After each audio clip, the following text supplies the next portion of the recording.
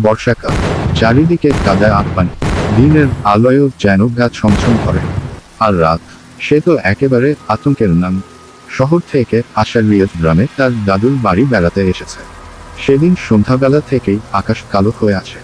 বজ্রপাত, মেঘের গর্জন আর তুমুল বৃষ্টি যেন কিছু একটা ভয়ানক আসছে সেই ইঙ্গিত দিচ্ছে।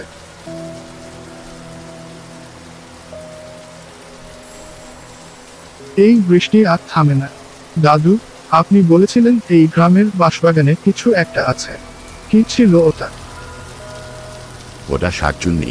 রাত হলেই সে ডাকে, কে যেন কাঁদে বাঁশবাগানের ভেতর, কেউ গেলে আর ফিরে আসে না। আরে দাদু, এসব গল্প শহরে কেউ এসব বিশ্বাস করে না। আমি নিজের চোখে দেখব, তারপর বিশ্বাস করব। তাই আমি একটু দেখে আসি।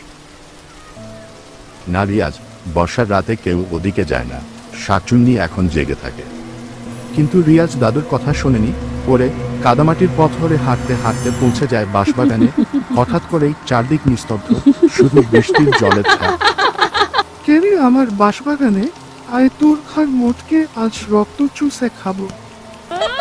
কে কে ওখানে? দাদু কি সত্যি ঠিক বলেছিল শাকচুন্নির কথা? হঠাৎ একটা শাকচুন্নি দেখা যায়।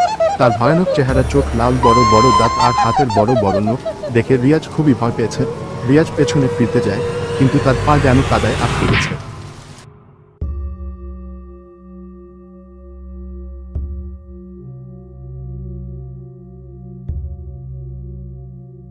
এই গ্রামবাসী, তোমরা কি জানো কাল রাতে কি ঘটেছে? আমাদের বুড়ো দাদুর নাতি কাল সন্ধ্যায় এসেছিল দাদুর বাড়িতে।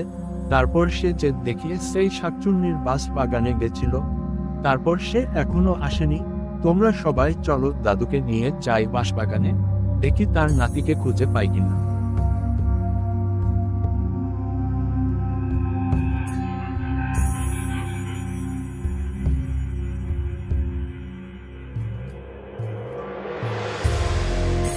দাদু, চিন্তা করো না, আমরা এসে গেছি। চলো দেখি বাঁশবাগানে তোমার নাতিকে খুঁজে পাই কিনা।